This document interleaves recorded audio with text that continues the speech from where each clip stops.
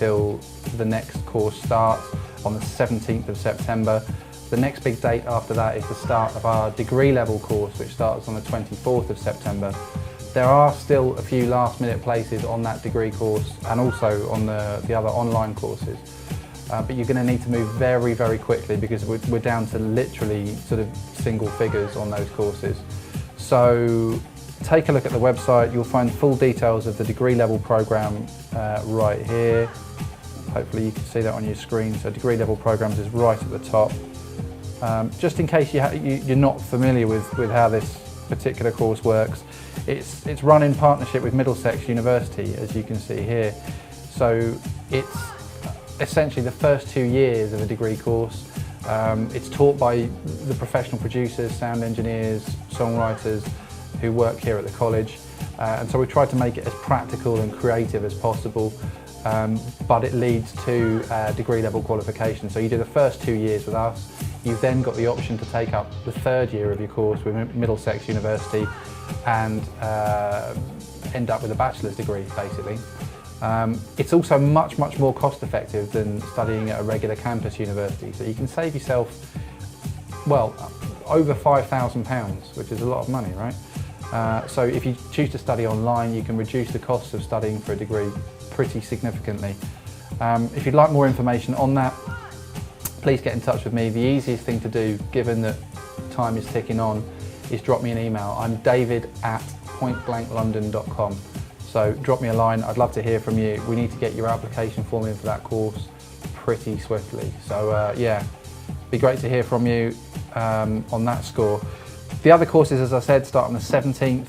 There's the usual array of courses on Ableton, Logic, some courses on Cubase as well. A great thing to do, if you haven't already done so, is to try the free course samples, which you'll find here.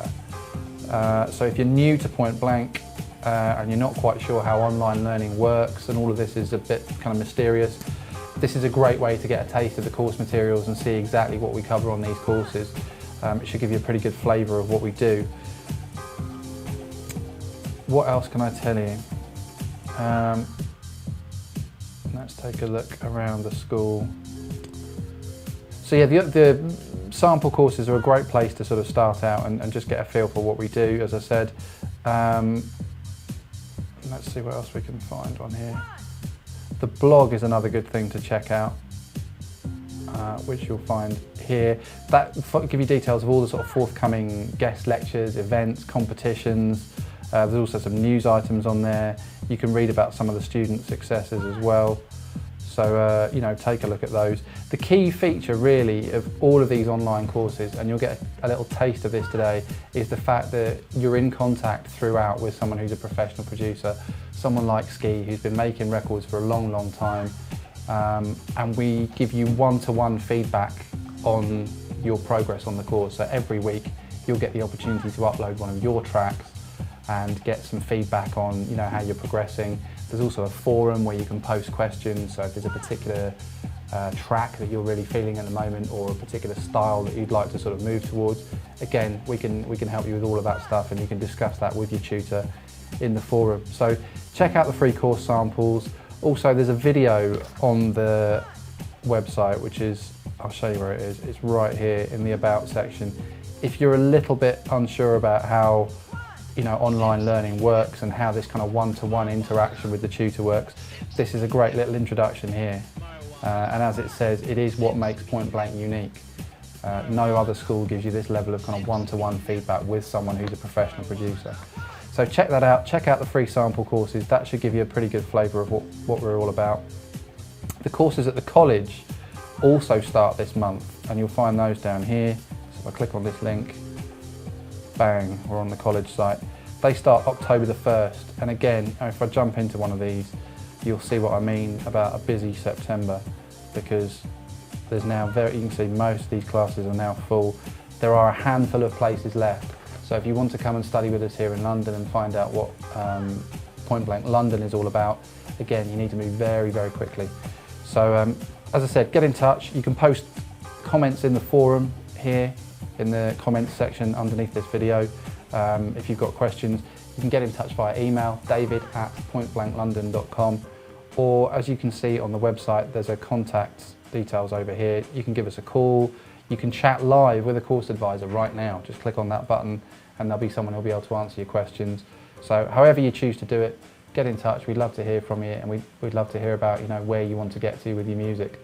So with that in mind, I'll pass you over to Ski. As I said, he's going to look at some a cappella kind of warping and sort of musical techniques in Ableton Live, so we'll get stuck into that. I'll keep an eye out for your questions, so keep those coming in, and yeah, over to you, Ski. Okay, thanks a lot. So what I'm going to cover today is something that comes in week 3 of the EMC course, and it's basically working with an a cappella. The course is not specifically, it's an electronic music course, so it's not designed as a songwriting course, but the reason we put this in the course is to kind of help inspire and maybe get ideas together to maybe kind of take a snatch of a vocal sample, or to maybe inspire to write your own vocal. But it comes in week 3, as I mentioned, and there's a few sort of prerequisites to getting this to work, which are covered in the first 2 weeks. And that's kind of, well, fundamentally, it's like finding the key of the a cappella. So it's being able to listen to a riff or a melody and trying to establish what key it's in, because then we can actually work on, you know, writing some chords and bass lines and music around it. So that's what we're going to look at. I'm just going to load up my project now. It's pretty much a blank project. I've got a few sort of sounds set up which we're going to look at later. But I've got an a cappella here. It's I'll show you the Discogs page from where it's from. It's a track by Kim English called Missing You. Came out way back in 1998 on Nervous Records. And I'll just play you, here's the file here. I'll just give you a quick blast of with the preview in from the Finder. I'll just flick through it a little bit so you can get an idea. Can't believe it. I'm missing you. I'm missing you. So there's a kind of chorus, Missing harmonised vocal vibe there. Thinking And about then later all on the it happy comes in with the verse. times.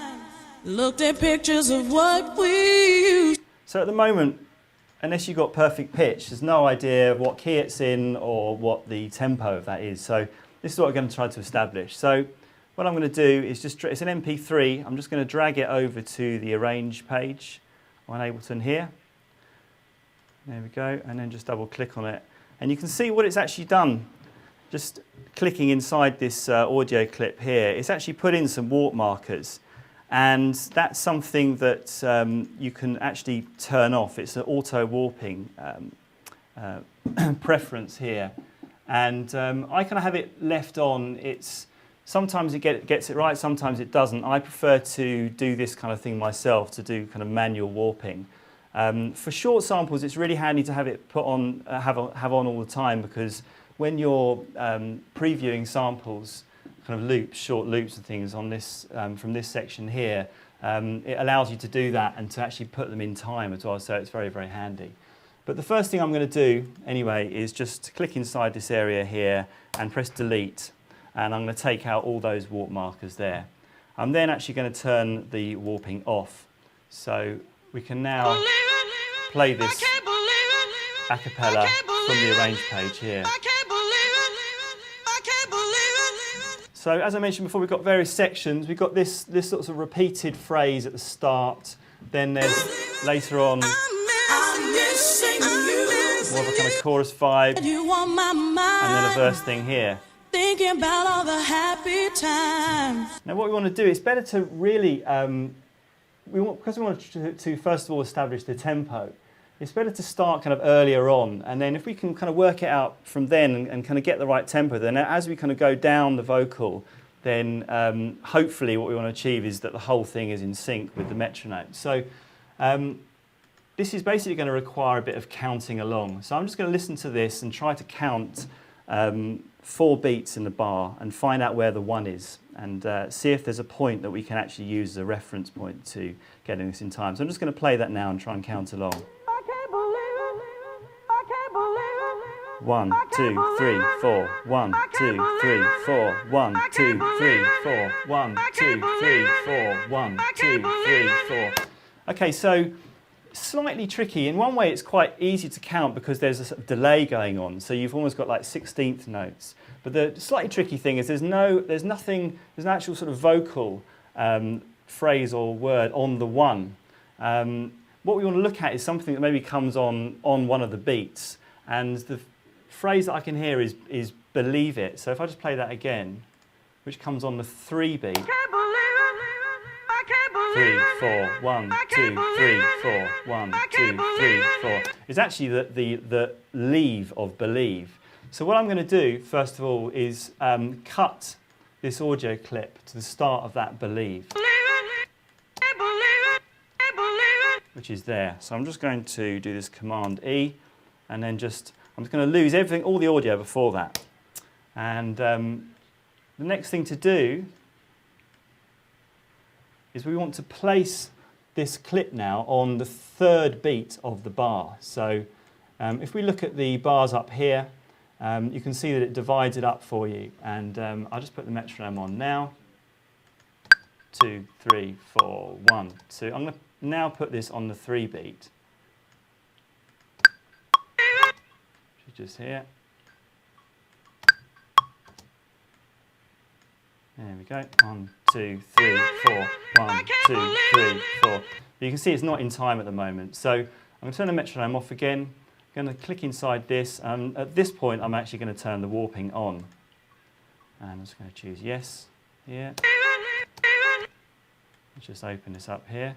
And you can see what it's actually done is it's actually put a warp marker in on that sort of leave, the bit, that sort of phonetic sound of believe. So we're now going to work in this area here. Let's just open it up a little bit. So what we want to do now is try to match up the next leave of believe to the bar. So I'm now going to put the metronome on and just kind of use my ears, try to kind of match that up. And I'm just going to try to just work out where that transient is and just try to drag it on to the start of that bar. So I can see it's there. So I'm literally just going to drag. I'm not putting in a warp mark. I'm just going to drag that along there. And you can see that it's adjusting the BPM there.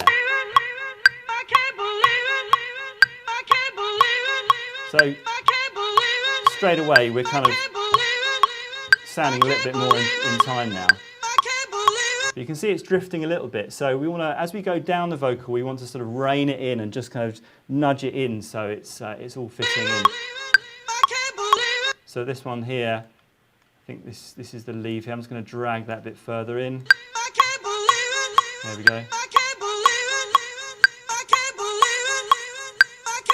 Keep going a little bit further down.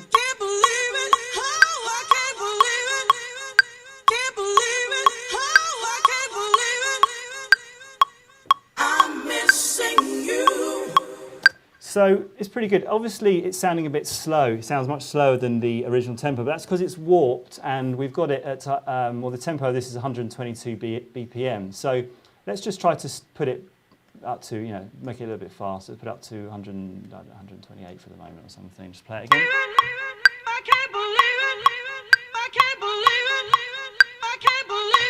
So that's sounding pretty good. Now what we can do is, because we chopped off the first bit of this audio clip, we can actually drag that back, and hopefully the audio before will be in time as well.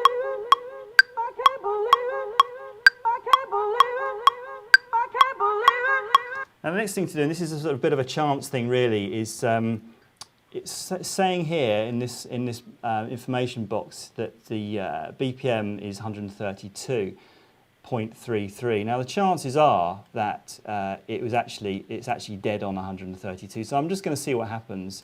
But in order to do that, I need to just stick a warp marker right at the end here, right at the end of the vocal, and then this little box turns white. And I'm just going to click in it and just type in 132 and just play it now, see what happens. Can't believe it. Oh, I can't believe it. Be times Looked at pictures of what we used to be. Oh, how I wish I could turn back time. Cool, so we got it in time, which is great. And I think to start off with, I just want to focus on the verse section and maybe try to come up with some chords to go with that verse section. So the first thing we need to do is establish the key signature. Yesterday had you. So I'm just going to actually cut this clip here. Yesterday had you want. I'm going to take the metronome off, and I've got a little beat that I prepared earlier. I'm just going to put that in now, kind of give it a soulful house vibe.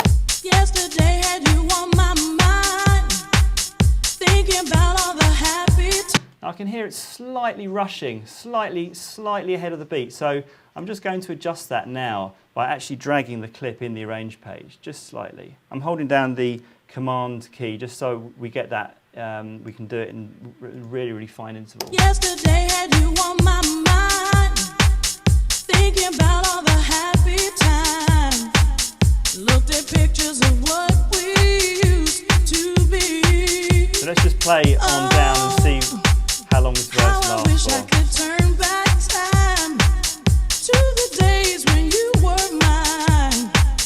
Can't hold back what I'm feeling inside of me. Oh, yesterday. Okay, so I'm just going to loop that section, and basically this is the total technique you'd use for doing a remix. You know, as much as when I get remixes, I kind of generally get all the parts, but unless there's something I really want to use, I just think, right, just start from scratch. You know, just get the Acappella and just write a new piece of music around it. You know, that's the kind of thing I love doing. So I've got a Rhodes sound here.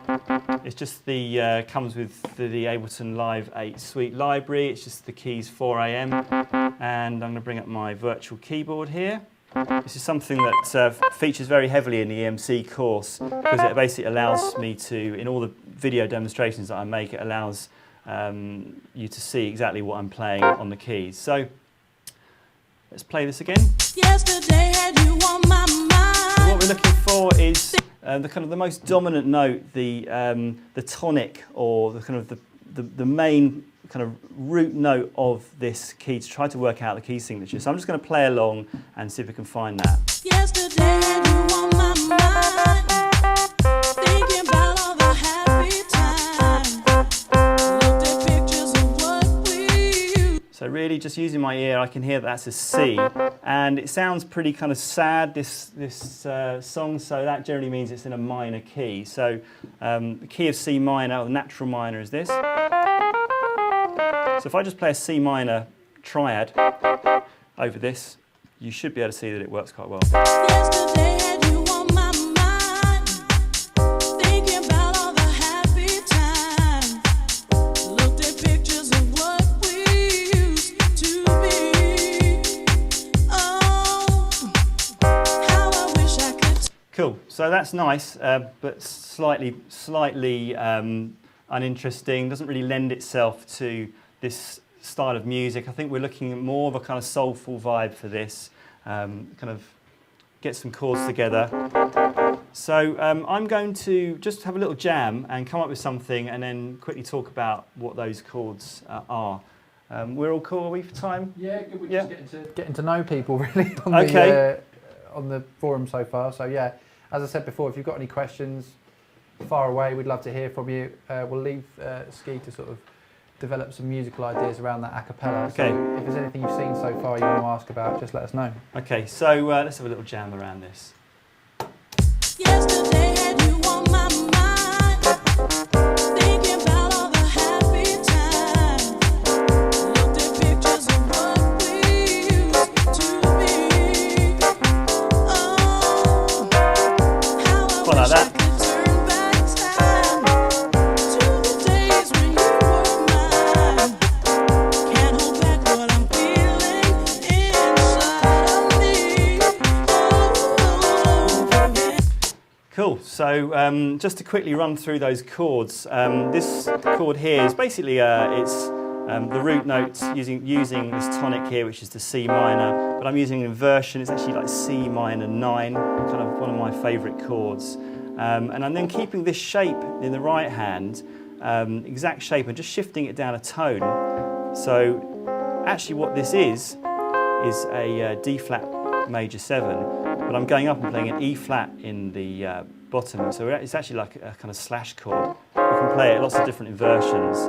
That's got quite a nice sound to it. And I repeat that again, and then to kind of just add a little turnaround at the end, I then go here, which is another slash chord. We've got an A minor 7 in the right hand and then a D in the left, and then we play this, which is like a dominant 7th. If it was just a straight G7 here, it would be this, but I'm actually augmenting the 5th, so I could even extend that further up like that to make it really kind of nice and jazzy. But this is the vibe we've got. So I'm going to record that in, and maybe then we can look at a bass line.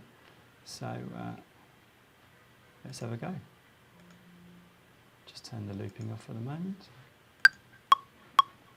Yesterday had you on my mind, thinking about all the happy times. Looked at pictures of what we used to be. Oh,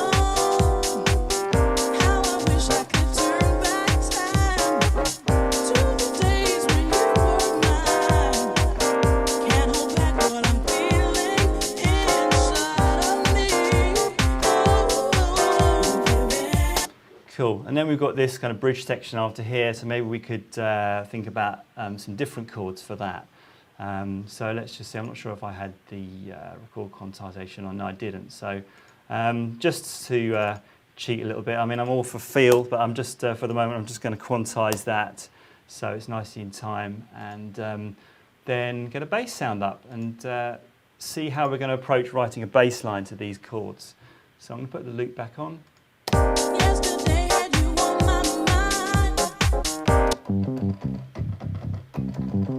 mind. Again, this is another stock sound, factory sound. It's called the bass, the Bofner bass.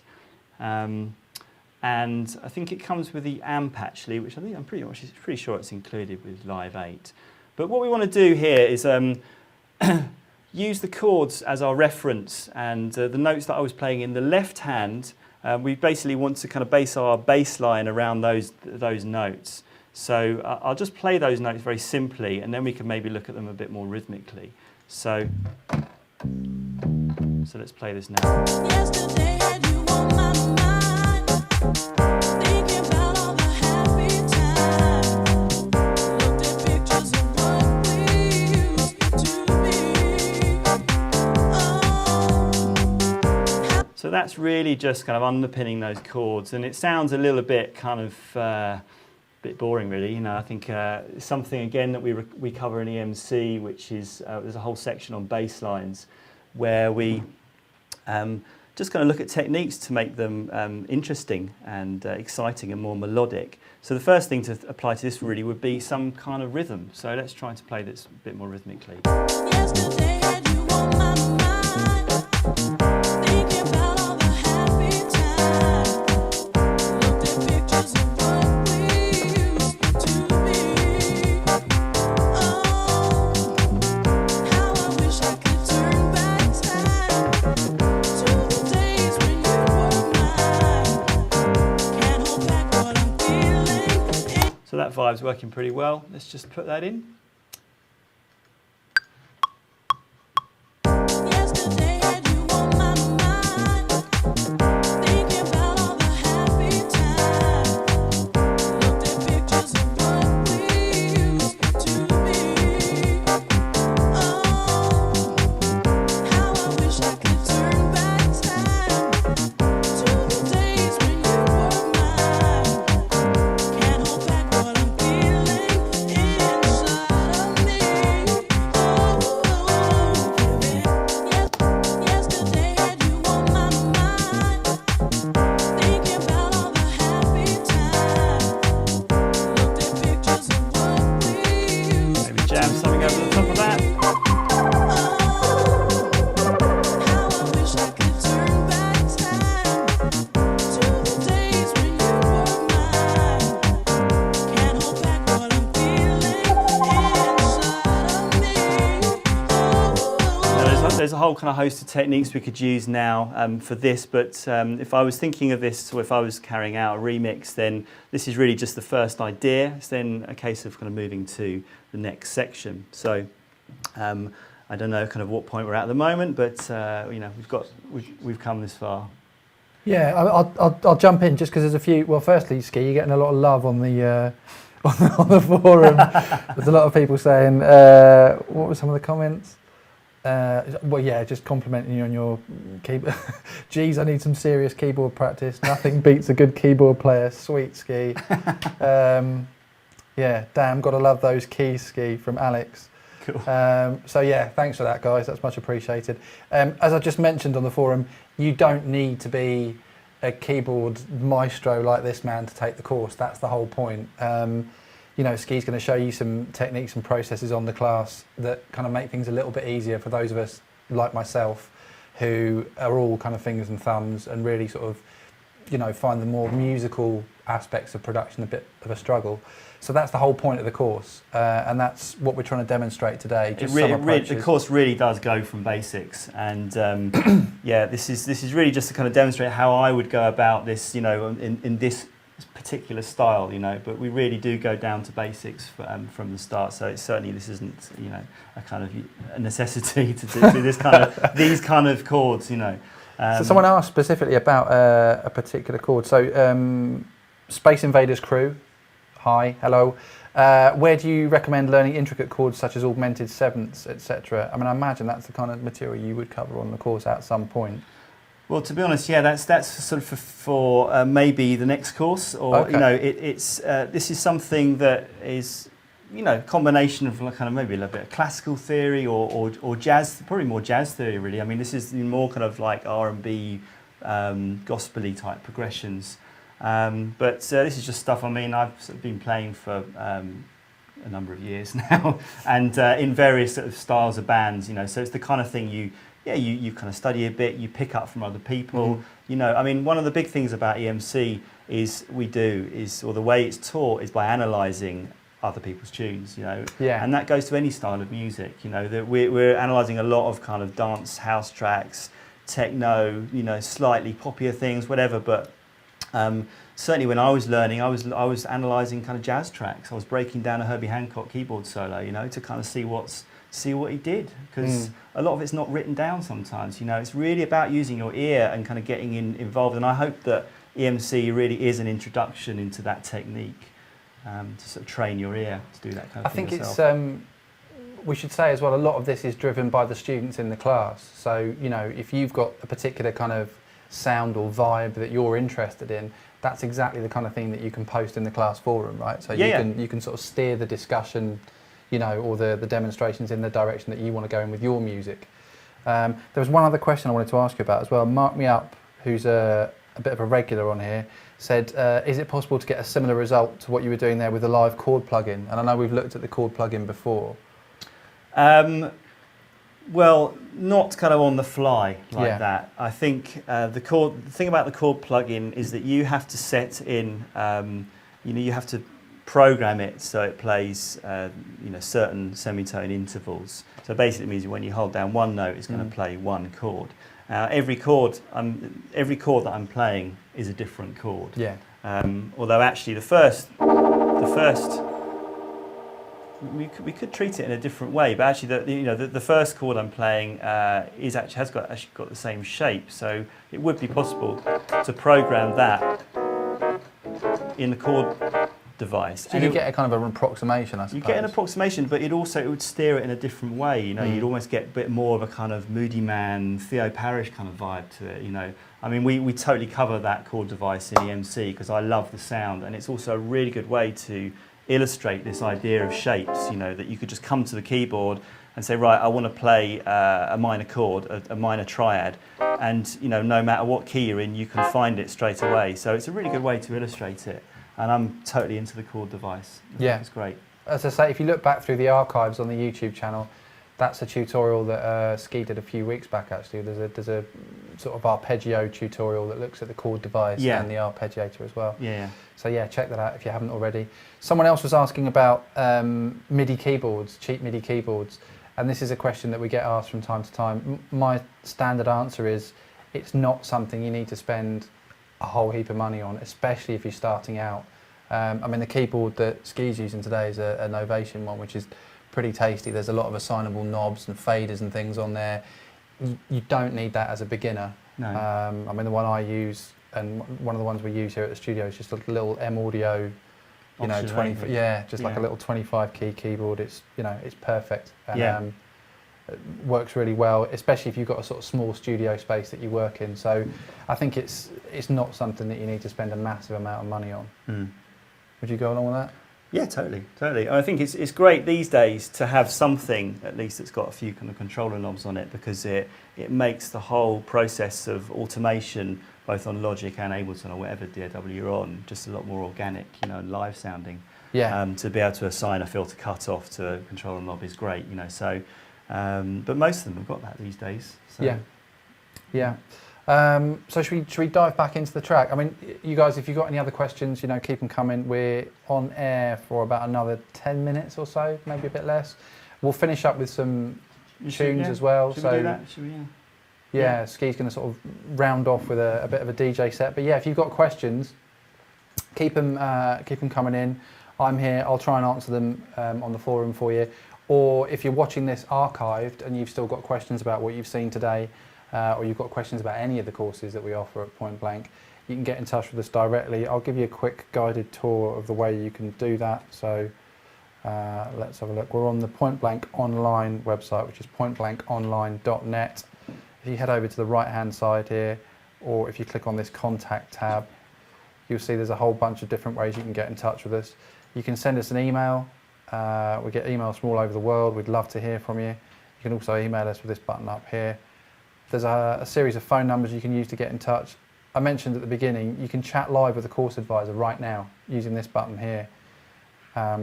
So that's a great way. If you've just got a quick question that you just wanted to run past someone, that's a great way to do that. And we have a team of course advisors, all of whom, you know, make and produce music and are very sort of well versed on all the courses that we offer, and they're all here to help you. So if you need some assistance finding your way around what's the right course for you, or when does the next course start, or what kind of payment plans are available, we're here to help with all of that kind of stuff. And again, just a quick reminder, if you want to try out some free course samples just to get a vibe of, you know, what we do, you'll find those here. And that's a great way to just sort of check out some of the course material. To be honest, it's a very, very small sample of what you get on a sort of real course, if you like. And the one crucial thing you don't get with the free samples is the interaction with the tutor. So the big advantage of actually taking a course with us is that you've got someone like Ski giving you a live masterclass like this one every week. Plus you've got the opportunity to get some feedback on your tracks, which is obviously the most important part because it's all about your music. So that's where we're a little different from some of the other schools. We try and give you some, you know, useful feedback and advice on your music each week. You've got access to all of the course material for a year. So even if you only do a full 4-week course, you can access all of the course material for up to a year afterwards, which is really useful because there's always things that you need to recap on. And, you know, students are always saying to me, you know, there was a really good tutorial in week 2 that I wanted to refer back to, and it was really nice to be able to, you know, go back and check that out again. So you can do all of that on the online courses. As I mentioned, if you need information on the college courses, different website, pointblanklondon.com, which looks a little different. It's got a black background, and that's where you'll find information about all the courses that we offer here in London. So check that out. Courses start October the 1st. We'd love to have you here. I'm going to throw you over to Ski again. I'm going to play some music. It's Friday. Yeah. Friday afternoon. We're going to play some music. We're going to kick back and play some tunes. So thanks for joining us, and we'll be here again next week, 1 PM Friday for Friday Forum Live. Thanks. Bye.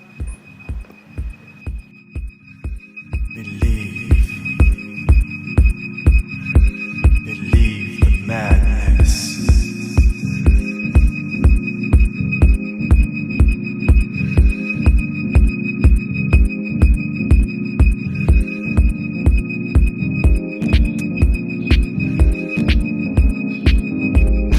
I cling to anything that helps me.